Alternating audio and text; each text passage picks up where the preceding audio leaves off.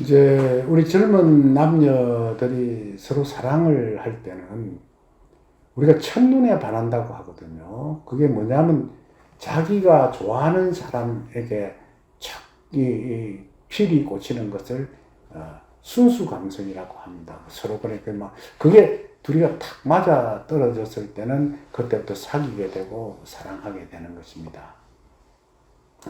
그런데 이제 그 사랑하게 돼, 연애를 열심히 하면서 뒤에는 목적이 두 사람이 결혼하고 아기 놓고 살자고 할 거예요. 그때 되면 부모한테 허락을 받으려고 하면 부모가 아주 극렬하게 반대하는 경우도 있고 좀 생각해 봐야 되겠다는 사람도 있고 하는데 부모가 반대하는 것은 두 사람의 신뢰가 믿을 수 없는 남녀의 관계라고 생각하기 때문에 반대하는 것입니다. 우리 딸을 맡겨도 괜찮은 남자라고 확실한 믿음성이 가면 얼마든지 부모가 반대할 리가 만무하거든요. 이제 그렇게 해서 만나게 되는데 그게 이제 만나게 되는 때를 말합니다.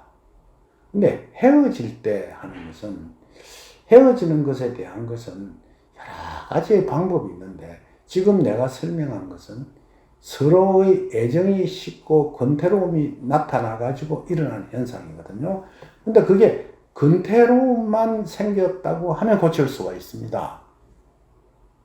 이제 뭐 나도 이제 다른 외부에 다른 여자가 생기지 않고 부부 간에만 진짜 우리가 된장국을 맛있게 끓여줘도 계속해서 먹이는 뒤에 실증이 나듯이 부인한테 실증을 일으켰을 때는 조금 전에 이야기하듯이 예를 들어서 내가 새롭게 단장하고 새롭게 꾸미면 괜찮은데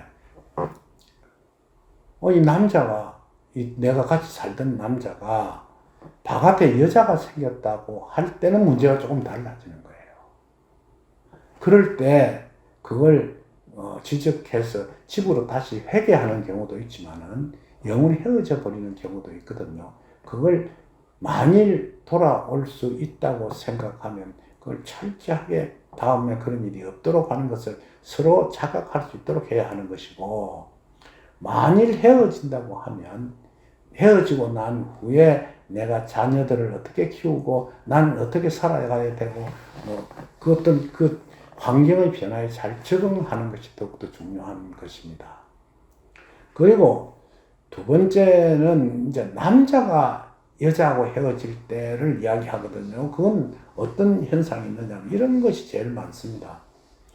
남자가 막 젊은 혈기로 별로 사랑하지도 않는 여자는 조금 남자한테 마음이 있는데 그래서 여자 유혹이랄까 남자 열정에 못 이겨서 성관계를 하게 되고 그게 코가 끼어서 결혼하는 경우도 있습니다.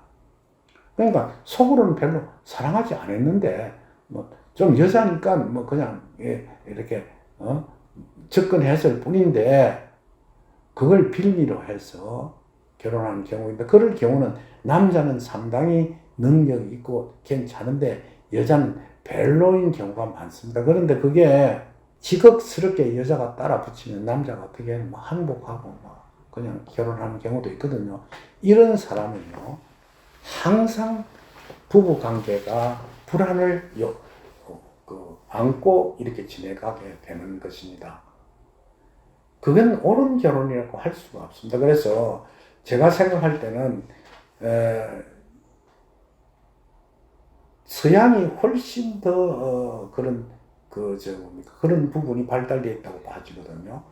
젊은 남녀가 서로 사귀고 같이 잠을 자고 했다 하더라도 청혼하지 아니하면 결혼하지 않는다고 해요. 그러니까 그런 성적인 행위하고 성적인 행위를 가지고 남자한테 의무감을 주는 것은 뒤에 불행을 초래하게 되는 것입니다. 그러면서 그렇게 하고 난 후에 남자가 진정으로 여자한테 사랑하고 프로포즈하고 잘 해보겠다고 어떻게 하면 그게 행복한 길을 연결하는 것이라고 봐지거든요. 그래서 남녀 간의 관계는 억지로 만들지 말고 제일 첫째 깊은 사랑을 할 수 있는가를 좀 측량하시고 사랑만 가지고 살지를 못하거든요. 뒤에 결혼할 때쯤 되면 이 남자가 나를 일생 데리고 살면서 훌륭하게 우리의 인생을 펼칠 수 있는가를 정확하게 살피면서 결혼에 임하는 것이 좋아지리라고 봐집니다. 그러한 점을 항상 깊이 생각해서 남녀 관계를 정립하는 것이 좋으리라고 봐져요.